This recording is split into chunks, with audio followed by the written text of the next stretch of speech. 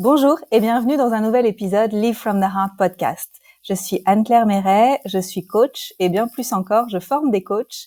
Et aujourd'hui, c'est bien cela dont on va parler aujourd'hui avec Oriane Jurado, que j'ai la chance d'avoir dans mon équipe depuis quelques années déjà. Oriane est une merveilleuse coach, également naturopathe et elle fait bien d'autres choses dont elle va nous parler aujourd'hui. Ce que j'aime chez Oriane, c'est qu'elle est très, en anglais on dit driven. C'est qu'on a envie d'aller quelque part et on trouve les moyens de l'accomplir en cherchant pourquoi certaines choses ne fonctionnent pas, en allant en profondeur dans les choses. Et Oriane, j'ai la chance de te connaître depuis de nombreuses années maintenant et je suis émerveillée par ton chemin. Merci d'avoir accepté de le partager aujourd'hui un petit peu plus avec les autres et de nous expliquer comment tu as gagné en confiance dans tes activités et que tu es devenue aujourd'hui la coach rayonnante que tu es. Bienvenue. Ah, merci, quelle joie d'être là et quelle joie de faire partie de ton équipe. Voilà, je suis ravie d'être là aujourd'hui, comme je suis toujours ravie de te retrouver. Merci beaucoup. Est-ce que tu veux bien te présenter, s'il te plaît, pour les personnes qui ne te connaissent pas encore?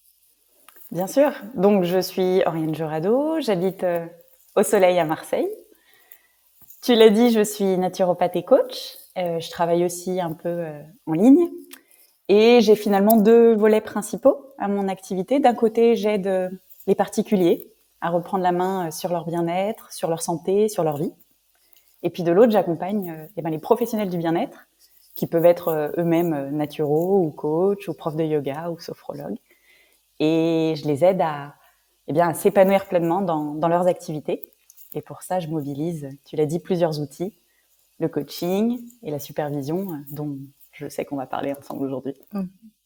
Comment c'était pour toi au début de tes activités d'accompagnante? Donc toi, tu as commencé par la naturo et ensuite tu as basculé avec davantage de coaching et puis aussi d'autres outils que tu as ajoutés dans ta boîte à magie, comme moi j'aime l'appeler. Est-ce que c'était facile? Est-ce que c'était évident pour toi d'ouvrir un cabinet, d'avoir des clients en individuel et puis de te diversifier? Comment tu l'as vécu?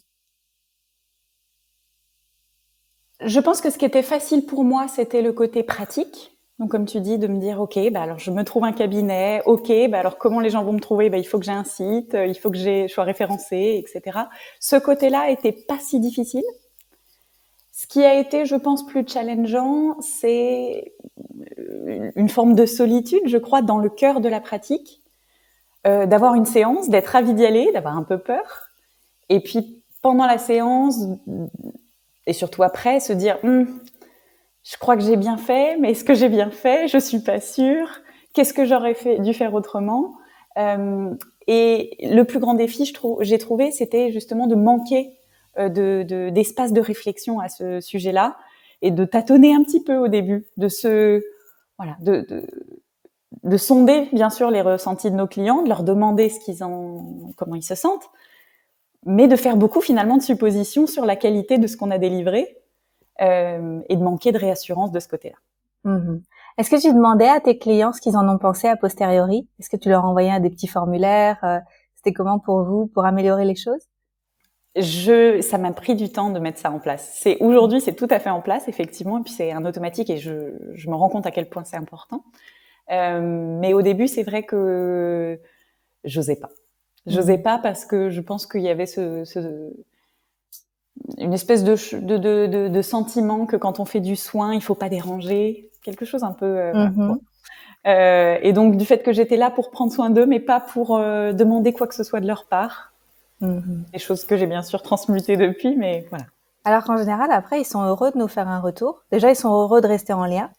Et puis, ils sont heureux de nous faire un retour. Et pour moi, qui te suis sur les réseaux, je vois que tu partages régulièrement 5 étoiles et que les gens te mettent un avis public en expliquant ce qu'ils ont vécu dans tes séances et à quel point ça les a aidés, à tous les niveaux de l'être d'ailleurs. Et je trouve que c'est super beau de voir régulièrement des nouveaux témoignages. Et je pense que ça, c'est sous-estimé dans le développement d'une activité. Le fait de garder le lien comme ça avec nos clients, nos anciens clients, mais parfois ça fait longtemps, hein, et qui nous donnent comme ça des retours d'expérience parce que les gens, ils vont se projeter. Les futurs clients vont se projeter quand ils vont voir les témoignages, ils vont dire « Ah, c'est peut-être ça que je vais vivre avec Oriane ». Et c'est hyper intéressant de le faire. Et aujourd'hui, je me rends compte que c'est même leur offrir la possibilité de nous remercier. Oui. Parce que, évidemment, notre rémunération, elle fait partie de la transaction. Donc nous, on leur offre ce qu'on a à leur offrir, en échange, ils nous payent. Ça, c'est la transaction en tant que telle. Mais parfois, ça les a tellement aidés qu'ils ont envie de faire quelque chose pour nous. Ouais. Et c'est du coup leur offrir cette possibilité-là de nous donner un coup de pouce dans notre activité. Ouais, c'est génial. Est-ce que tu t'es sentie tout de suite légitime à pratiquer ton art, que ce soit en santé naturelle ou en coaching, ou les autres choses que tu fais, parce que tu fais aussi du yoga et d'autres choses. Est-ce que pour toi, la légitimité, c'était une évidence? Tiens, je suis formée, j'ai fait quelques séances avec des gens, je suis légitime, allez, j'y vais à fond. Comment tu l'as vécu, ça? Alors pour la naturopathie, c'était un peu différent parce que j'avais déjà beaucoup expérimenté sur moi-même avant de me former, puisque j'avais eu une maladie auto-immune dans ma vingtaine qui m'avait amenée à la naturopathie.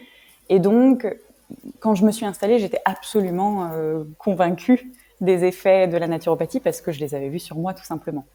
Donc, j'avais pas de difficulté de légitimité parce que j'avais tellement confiance en la naturo que moi j'étais juste le porte-parole. Dans le coaching, c'est un peu différent parce que c'est une posture qui est complètement différente. En naturopathie, on donne des conseils. Dans le coaching, pas du tout. Dans le coaching, on vient stimuler la créativité de notre interlocuteur pour l'aider à mettre en lumière ses propres réponses, les ressources qui sont à sa disposition pour atteindre ses objectifs. Et donc, ça demande de se mettre en retrait, d'une certaine manière. On est présent, évidemment, très présent avec notre client, mais on n'est pas en train de faire une démonstration. On est en train de l'accoucher, finalement. C'est ça. Et c'est lui qui fait. On est des doulas. Ouais. Et c'est lui ou elle qui fait le job. Et ça aussi, je crois que ça m'a aidée dans ma légitimité. C'était de me dire, c'est pas à propos de toi. C'est dans cet espace-là, tu soutiens une énergie de transformation qui est là. Mais de la même manière que, comme tu disais à l'instant, une doula, c'est pas elle qui donne la naissance, c'est pas elle qui donne la vie. Moi, je suis juste là pour accompagner. Et donc ça permet aussi de sortir un petit peu de l'ego, qui peut être challengeant, effectivement, quand on s'installe. Ouais. Comment t'as senti que t'étais une bonne coach? Qu'est-ce qui a été pour toi? C'est quoi des indicateurs où toi tu t'es dit, ah, ça marche, je suis une bonne coach? C'est difficile cette question parce que ça veut dire effectivement de se dire je suis une excellente coach. Ah bah, tu l'es, en fait, je sais. Tu serais plus dans ma team. Je sais que tu es une excellente coach. Je dirais que le meilleur des indicateurs, c'est le langage non verbal de nos clients et de nos clientes au fur et à mesure de l'échange. Je sais que je suis une bonne coach quand je vois la posture de mes clients qui se transforme. Que ce soit passer d'être tout voûté à tout à coup la poitrine qui s'ouvre, les épaules qui se relèvent, un sentiment de fierté un peu qui s'installe, ou un visage crispé qui se détend. Je sais que je suis une bonne coach quand je vois ça. Merci. En fait, parce que je me suis posé la question quand je te l'ai posée, et moi j'aurais dit que c'est la lumière qui passe. Tu sais, il y a vraiment quelque chose de l'ordre de la lumière qui passe à l'intérieur de la personne, et d'un coup elle rayonne.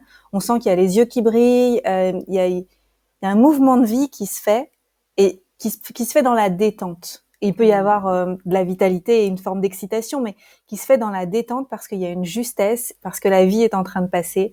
Et là, on se dit waouh, ça y est, j'y suis. Et pour les gens qui l'ont pas vécu, que ce soit du côté du coaché ou du côté du coach, vous pouvez pas savoir tant que vous l'avez pas vécu. C'est aller chercher une séance de coaching pour vous en tant que coaché. Devenez coach si ça vous appelle, mais vraiment ressentez ce truc, c'est extraordinaire. Parce que pour moi, on touche à la vérité. Et la vérité, c'est la plus haute vibration. J'ai vu ça récemment, c'est plus haut que l'amour dans l'échelle des vibrations de, je sais pas comment ça s'appelle, mais en gros, quand on est dans la vérité, c'est très guérisseur, c'est magique, c'est mystique, il y a un truc avec la vérité. Et c'est ça qu'on touche en séance de coaching, j'adore. J'adore et je trouve que la vérité, on l'entend s'exprimer parce qu'elle crée un silence. Tu sais, c'est ce moment en séance où notre client arrive au début, ça parle beaucoup, etc. Et puis il y a un moment dans la séance où il y a il y a un déclic, il y a un truc qui shift. Et là, tout à coup, on dit un ange qui passe, c'est la même idée. Ouais. C'est un ah ouais. J'avais pas vu ça comme ça. Et là, on sait qu'on est arrivé à destination. C'est ça. Peut-être pour les gens qui savent pas, le rôle du coach, c'est d'emmener quelqu'un d'un point A à un point B et de faire avec le coaché un état des lieux de là où la personne en est, de l'aider à établir une certaine forme de clarté vis-à-vis de là où elle a envie d'aller, vraiment d'affiner une vision pour sa vie, d'avoir conscience de ses valeurs, et puis d'identifier ses challenges, de voir le regard qui porte sur ces challenges, l'aider à changer de perspective et de voir quoi d'autre est possible, et de l'aider à repasser à l'action depuis un espace de puissance, en fait, depuis un espace de je peux faire parce que j'ai plein d'outils dans mon sac à dos, j'arrive à avancer dans la vie, je sens que j'ai cette puissance-là. Le coaching, c'est pas pour les gens qui n'ont pas de vitalité, c'est pas pour les gens qui ont besoin de thérapie, qui sont en plein burn-out, etc. C'est vraiment pour les gens qui sont plutôt de l'autre côté, qui savent qu'ils donnent pas leur meilleur dans la vie et qui ont envie de donner leur meilleur dans la vie. Donc c'est vraiment ça. Et pour moi, c'est un espace qui est génial. En tant que coach, je trouve ça génial parce qu'on prend les gens dans nos séances qui ont envie d'aller de l'avant. Et c'est quand même un super métier parce que ils nous autorisent à les challenger. Nous, on leur demande la permission d'aller aussi loin qu'on a envie d'aller avec eux. Eux, ils ont quand même la main de nous dire stop si ça va trop loin. Donc, c'est super enrichissant comme métier. Et aussi, en miroir, il se passe plein de choses. Et ça, c'est intéressant d'avoir une tribu d'autres coachs avec lesquels on peut discuter de ce qui se passe avec les miroirs et aussi d'être soi-même accompagné en coaching parce que ça vient réveiller des choses.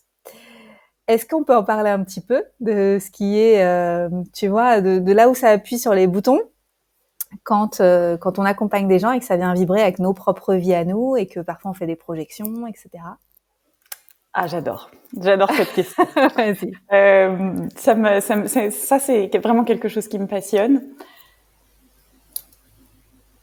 Alors, quand on a des conversations importantes avec les gens, qu'on soit coach ou qu'on le soit pas, on a quasi toujours cette réflexion a posteriori où on se repasse un peu l'échange dans notre tête, comme je le disais tout à l'heure, en se demandant, est-ce que j'ai dit ce qu'il fallait? Mince, j'aurais plutôt dû dire ça, etc.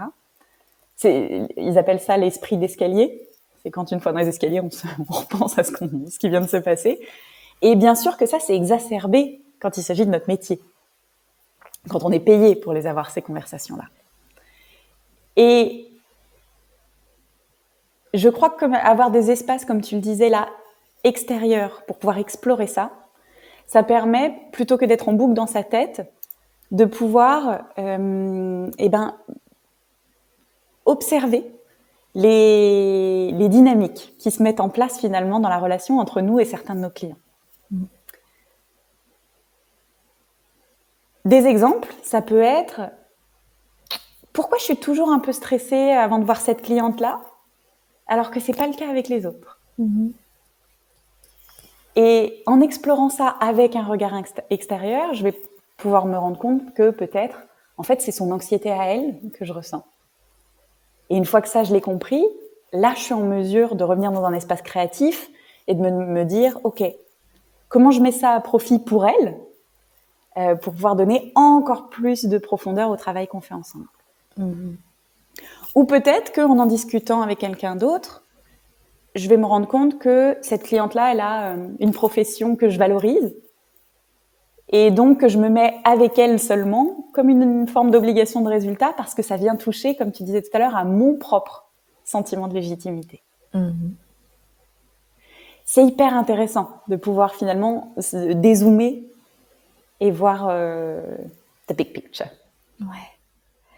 C'est super enrichissant de créer des espaces comme ça pour pouvoir explorer parce que finalement, je pense que le coaching, c'est un des métiers sur lequel on peut jamais se reposer sur nos lauriers.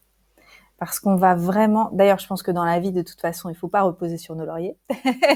Tout ce qui n'évolue pas dans la nature, tout ce qui ne continue pas de pousser et de se transformer meurt. C'est juste la nature qui est comme ça. Donc, on devrait être comme ça nous aussi en tant qu'humains, avoir cette curiosité de voir qui on peut devenir. Mais le coaching particulièrement, comme on demande à chacun de donner le meilleur de soi, ça va venir nous aussi nous challenger pour qu'on donne le meilleur de nous. Et donner le meilleur de nous, finalement, ça veut dire quoi? Ça veut dire regarder dans nos angles morts à nous aussi. Et c'est faire le boulot qu'on demande à nos coachés de faire aussi. Et donc, c'est un peu, ce serait un peu se moquer de nos clients de pas le faire. Donc, déjà, une question que j'aurais envie de poser aux coachs qui nous écoutent, c'est avez-vous des coachs vous-même? Parce que c'est important de continuer à se faire accompagner. Et puis, ressentez-vous le besoin de créer des espaces de partage? Alors, ça peut être sous différentes formes. Moi, j'ai un espace de partage, par exemple, sous forme de mastermind. Et toi aussi, je crois que tu fais partie d'espaces de mastermind comme ça. Donc, y a plein de choses qui peuvent exister. Et puis, on va parler après un peu plus tard de supervision. Mais peut-être on pourrait descendre en profondeur dans qu'est-ce que c'est un bon coach? Un bon coach, il a quoi comme compétence ou comme qualité d'être? Comment on pourrait le dessiner, tu vois, se le représenter, un bon coach? Alors, outre les outils techniques à proprement parler, donc finalement tout à l'heure quand tu donnais ta définition, moi ce qui me venait c'est le coach, c'est celui qui nous aide à reconnecter avec la part la plus créative et la plus confiante de nous-mêmes. Et pour ça, il a des outils. Donc, outre des questionnements profonds, des exercices, des techniques, je pense que la principale qualité, c'est l'écoute. Et une écoute qui est active, c'est-à-dire être capable d'entendre tout ce qui est dit et tout ce qui ne l'est pas, être capable de relever les omissions, les généralisations, les liens de causalité qui n'en sont pas. Pour moi, un bon coach, il sait faire ça. C'est-à-dire qu'il lit un peu entre les lignes de ce qui est dit, du corps, et plein de choses. Ensuite, pour moi, la clé, c'est la présence. Et on avait déjà fait un épisode de podcast ensemble sur la présence. La présence et l'intelligence émotionnelle. J'entends par là pouvoir accueillir ce que nous partagent nos clients, sans projeter, sans nous l'approprier, sans être dans une forme de réaction immédiate, et en étant à même d'identifier les désirs qui sont derrière les émotions.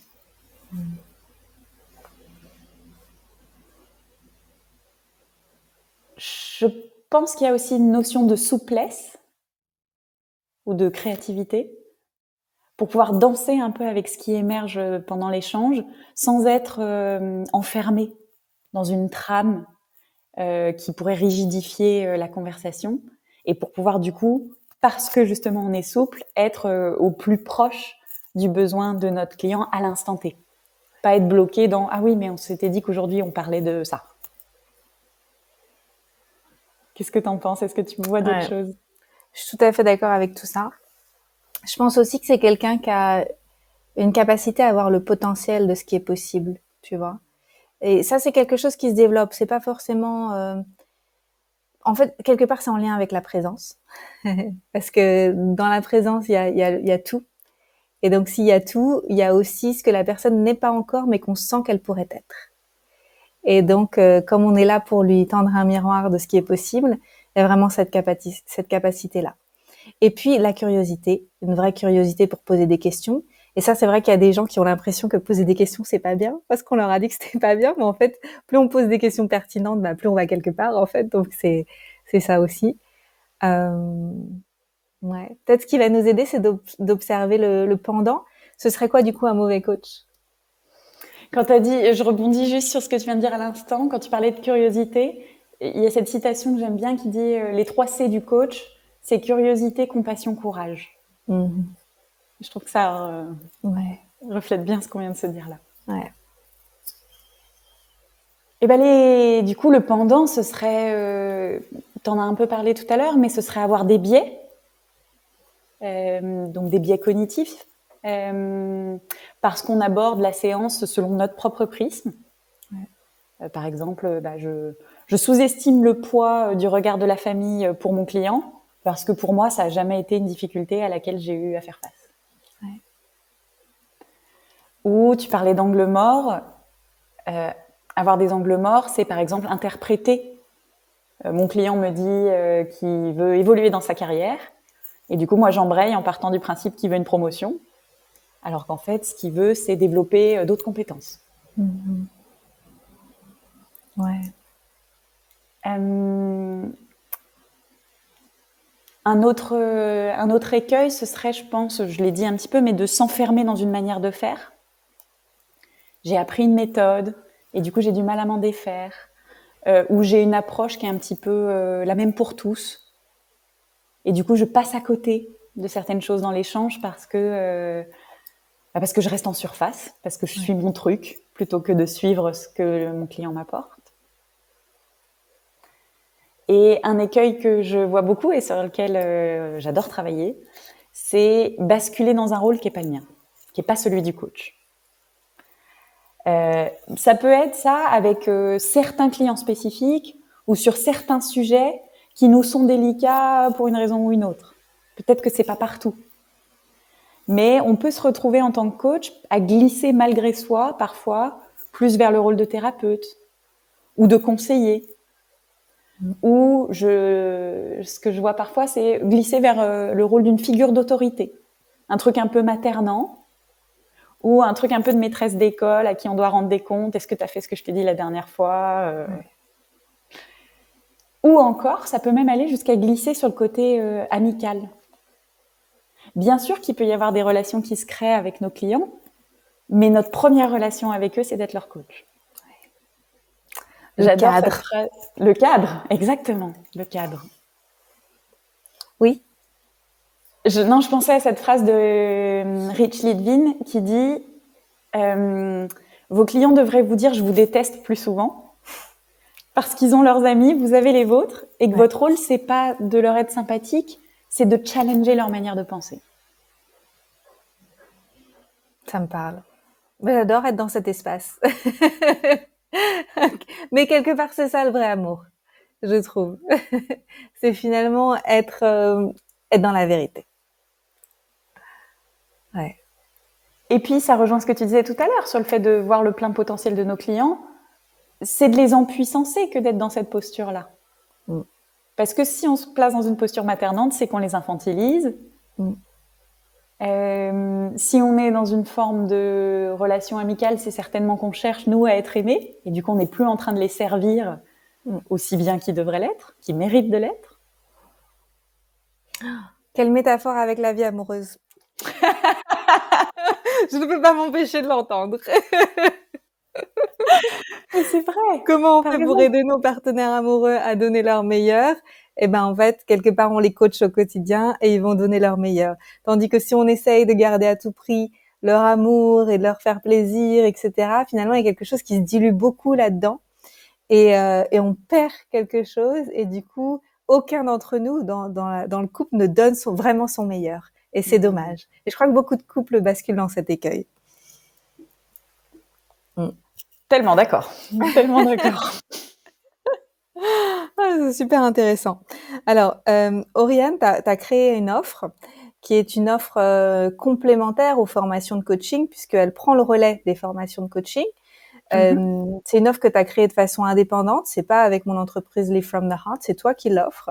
Je trouve qu'elle est super intéressante. Est-ce que tu peux nous expliquer un petit peu comment ça se passe, cet accompagnement de groupe pour aider les coachs à refléter comment ça se passe pour eux dans leurs séances, gagner en confiance, en légitimité, avoir cette posture qui soit une posture qui est vraiment juste pour eux et pour leurs clients et finalement qui va leur permettre de durer sur le long terme et de se développer et de continuer à grandir. Est-ce que tu peux expliquer? Alors, c'est une aventure de 4 mois que j'ai qualifiée d'intervision parce que c'est très inspiré de la supervision, on va en parler. Mais dans supervision, il y a ce mot super qui crée comme un rapport de hiérarchie. Alors que dans l'aventure que je propose, on est vraiment dans une aventure de groupe horizontale. C'est-à-dire où se rencontre une vraie diversité de regards au pluriel. Il y a le vôtre, il y a le mien, et il y a sur le même rapport d'importance celui des autres participants coachs. On se retrouve toutes les 3 semaines sur, je le disais, 4 mois. On se retrouve pour 2 heures. Et en tant que participant, vous avez la possibilité de prendre la parole pour partager un challenge que vous rencontrez en séance ou que vous rencontrez avec vos clients. Ça peut aller de j'ai tel client que j'accompagne sur telle problématique, j'ai proposé ça, ça a bien marché, mais je sens qu'il n'y a pas eu vraiment le déclic, je me demande ce que je pourrais lui proposer d'autre sur les fois prochaines. Ou encore, ça peut être, j'ai pas osé dire non à un client en séance découverte, alors même que je sentais bien que ça le faisait pas, et maintenant je suis embêtée. Tout plein de thématiques, en lien, comme tu disais, avec le cadre, avec la posture, avec notre relation avec nos clients, avec ce qui se passe vraiment en séance. Et donc, vous venez en tant que participant avec les questions que vous vous posez sur votre pratique et vous bénéficiez des questions intéressantes et des partages d'autres coachs et les miens pour pouvoir le dépasser et trouver des solutions concrètes. Moi, je trouve ça génial parce que j'ai l'impression aujourd'hui que beaucoup de gens sont plus intéressés pour prendre des coachings de développement d'activité. Tu sais, comment je fais pour développer mon activité et trouver des clients? Alors oui, c'est nécessaire d'apprendre à faire ça, c'est des compétences qu'on peut développer, mais finalement, assez peu de personnes s'intéressent à approfondir leur relation avec le coaching, c'est-à-dire comment moi je me sens en tant que coach, comment mes clients se sentent dans les séances et comment je peux améliorer mes séances. Et moi, je pense que c'est une des clés pour développer son activité, si ce n'est la plus importante. Parce que quand on a grandement confiance dans ce qu'on a à offrir, et moi je l'ai vécu avec le coaching, en fait, j'étais tellement, comme ce que tu as expliqué tout à l'heure sur la naturo, j'étais tellement sûre que le coaching, c'était genre de la bombe à 3000%, parce que moi, ma vie se transformait tellement que c'était magnétique, et les clients, je les attirais naturellement sans avoir à trop en faire. Et d'ailleurs, je l'ai souvent dit, hein, je ferme ma bouche dans les soirées, je dis pas ce que je fais, parce que c'est trop, en fait, la façon dont j'en parle, j'ai tellement confiance, je magnétise tellement les clients que tout le monde a envie que je les coach. Et ça depuis finalement assez tôt dans ma pratique. Et je pense que faut pas sous-estimer ça. La confiance, c'est magnétique. Et comment on gagne en confiance? En reflétant comment ça se passe dans nos séances, en ayant conscience de la valeur de nos séances. Et ça, c'est super précieux. Donc ça, c'est top. Pourquoi c'est quoi les motifs pour lesquels les gens s'inscrivent à Deepen le plus souvent? Qu'est-ce qu'ils te disent les coachs qui viennent rejoindre Deepen? C'est quoi leur qu'est-ce qui les anime? Alors, il y a sortir de ce sentiment de solitude dont je parlais tout à l'heure. Mm-hmm. Il y a l'envie de découvrir d'autres approches, d'autres outils, d'autres méthodes. Finalement, ça permet de passer un petit peu de l'autre côté du miroir et de voir comment les autres coachs font. Et on est vraiment dans un espace de partage et de mise en commun. Donc, l'année dernière, il y avait un groupe magnifique avec des profils hyper différents. Il y avait une coach en reconversion professionnelle, il y avait une coach en libération émotionnelle, une coach qui faisait de la sophro-dance, donc qui était plus dans du coaching corporel, une coach qui accompagnait les mamans, une coach qui accompagnait les naturopathes en début d'activité. Et ce qui est intéressant, c'est que ces profils-là, ils apportent tous une vision qui est complètement différente de ce qu'est le coaching. Et que sur un même sujet, elles avaient toutes des idées qui étaient différentes et complémentaires. Et je trouve que c'est vraiment ça, la richesse de cette aventure-là, c'est que vous allez, comme tu disais tout à l'heure, enrichir votre boîte à outils. Ouais. Et le deuxième point, je trouve, c'est elles viennent chercher plus de conscience pour voir où est-ce que leurs propres valeurs et leurs propres croyances peuvent influencer leurs séances. Parce que, en tant que coach, on promet à nos clients et à nous-mêmes d'être aussi impartial que possible.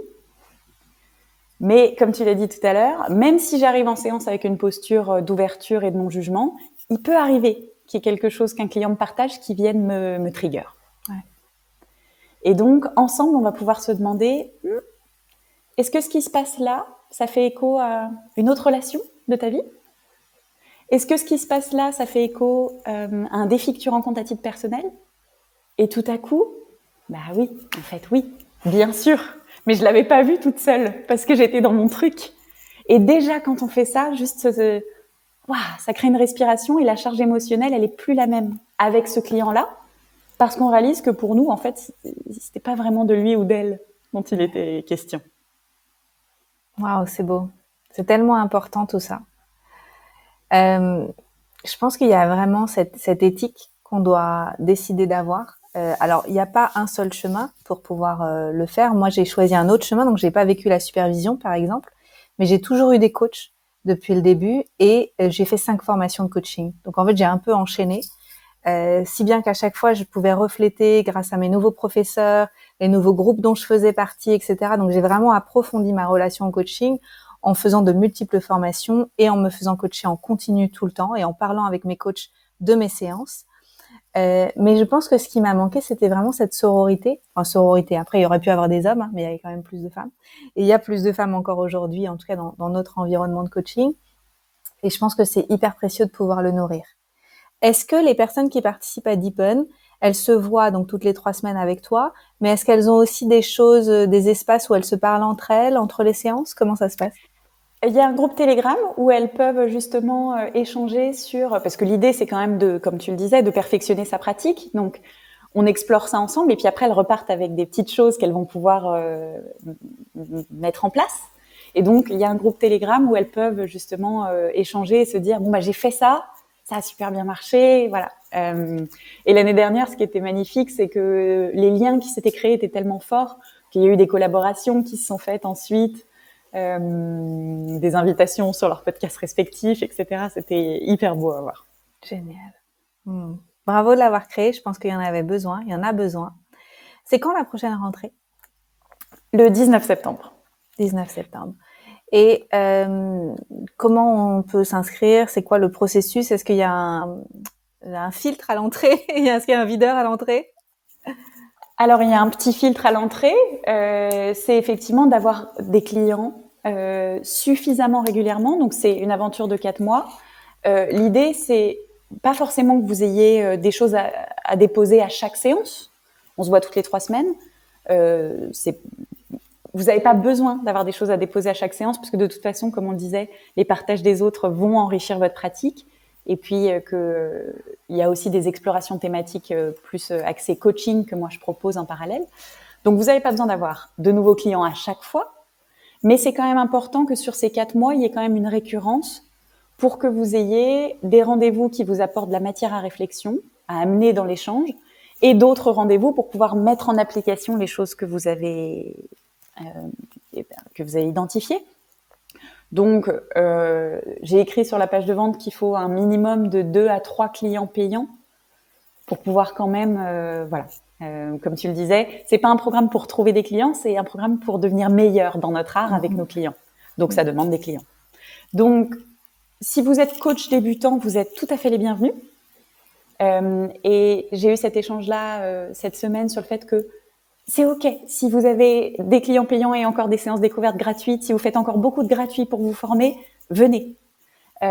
C'est OK aussi si vous avez d'autres pratiques et que vous mêlez le coaching. Vous êtes naturo et coach. Et le coaching vient dans vos séances de naturo. Ou vous êtes hypno et coach. C'est OK si du coup vous avez des séances qui sont pas 100% coaching, mais il faut quand même un peu de séance. Ça fait sens pour moi. Et de toute façon, comme j'aime le dire, l'important c'est de pratiquer, pratiquer, pratiquer, pratiquer, pratiquer, pratiquer. Parce que finalement, ce qui se passe quand on fait que réfléchir à ce qui s'est passé ou réfléchir à nos séances, c'est qu'on est beaucoup dans notre tête.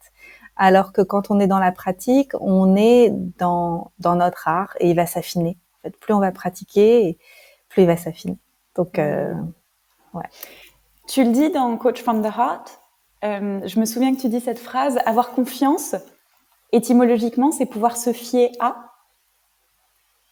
Donc, pour moi, avoir confiance en ses compétences de coach, c'est se connaître en tant que coach, c'est savoir où on est fiable, et donc ça commence par être conscient de nos forces et des endroits où on est objectivement un peu moins bon. Et ça, on peut le savoir que, effectivement, si on pratique, que si on a des feedbacks, et que si on se crée des opportunités pratiques de continuer d'apprendre. Pas, comme tu le disais dans la théorie, mais vraiment dans le cambouis, quoi.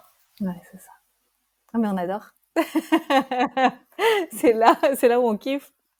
Merci, Oriane. Est-ce qu'il y a quelque chose que tu voudrais ajouter? Peut-être ajouter que là, j'ai parlé de choses qu'on peut évoquer en supervision qui sont un peu des gros traits, si je puis dire. Mais parfois, ça peut être plus subtil. Parfois, c'est être capable de se rendre compte que en fait, je me range du côté de mon client dans une histoire qu'il me raconte et qu'en faisant ça, je conforte malgré moi son récit et donc sa vision des choses. Mm-hmm. Ou peut-être que je lui partage une expérience personnelle en me disant que c'est pour l'aider, mais que si je prends un pas de recul, je réalise que c'est surtout moi qui avais envie de partager à ce moment-là. Et que d'autres fois, on va venir en supervision en se disant franchement, j'ai rien à dire parce que j'ai pas la tête à ça. Ou je viens en supervision et je sens que j'ai un besoin d'être rassurée. Et là encore, mais c'est de la matière, c'est de l'or, c'est de l'or. Et que observer tout ça, ça va développer notre capacité réflexive. Et tu le disais tout à l'heure, c'est la qualité essentielle d'un coach. Et vous allez être capable de plonger de plus en plus en profondeur en vous-même, d'enlever de plus en plus de couches. Et on dit souvent qu'on peut amener nos clients à voir leur vérité qu'aussi loin qu'on est allé pour soi-même. Et donc, en ce sens, pour moi, la supervision, elle est à votre service en tant que coach, parce que c'est un espace où vous allez pouvoir vous ressourcer et perfectionner votre art. Mais elle est aussi au service de vos clients, parce que vous allez pouvoir les servir encore plus puissamment. Ouais. J'adore. Merci. Et on en a besoin. On a besoin de vous, que vous occupiez votre place pleinement, sans vous cacher, et que vous ayez conscience de la magie que vous faites dans le monde, parce que Oriane et moi, on peut aider qu'un certain nombre de personnes. On a besoin de vous, que vous le fassiez aussi. Chacune avec vos couleurs et avec votre propre vibration, vos propres questions favorites et votre touche. Et c'est comme ça, toutes et tous ensemble, qu'on peut transformer le monde ensemble un petit peu plus tous les jours. Merci beaucoup, Oriane. Merci pour tout. Comment on peut rentrer en contact avec toi et en apprendre plus sur ce que tu proposes? Sur mon site, donc orianejurado.com. Toutes les infos sur Deepen sont dans l'onglet programme en ligne ou sur Instagram, Oriane Jurado. Pour Deepen, on est un petit groupe, on est une dizaine max pour pouvoir préserver vraiment l'intimité et encourager les échanges. Il y a déjà 2 inscrites, donc ne tardez pas si vous vous sentez appelé. Ouais, alors on dit ça, mais le podcast est enregistré quasiment 2 semaines avant de sortir, donc il y aura plus de personnes. Donc ne tardez pas quand vous l'écoutez, ok? Donc ne tardez encore moins. Et puis si vous avez la moindre question sur le contenu des rencontres ou pour être sûr que ça correspond à vos besoins et à votre profil, écrivez-moi et je serai ravie qu'on en discute. On peut même s'appeler pour un échange clarté si besoin. Génial. Merci pour tout, Oriane. Et merci à toutes les personnes qui nous ont écoutés. Si vous avez trouvé que ce contenu, ces informations avaient de la valeur pour vous, n'hésitez pas à le partager autour de vous auprès de d'autres coachs. Et puis également à mettre 5 étoiles sur Spotify et sur Apple Podcast, parce que ça nous aide à être de plus en plus visibles. À tout bientôt pour d'autres épisodes sur le coaching, parce que on adore. Et c'est comme ça qu'on crée les vies qu'on vit aujourd'hui, qui sont absolument extraordinaires, alignées au cœur, et on donne vraiment notre meilleur pour pouvoir contribuer au monde. Alors, à bientôt. Bye bye. Bye bye.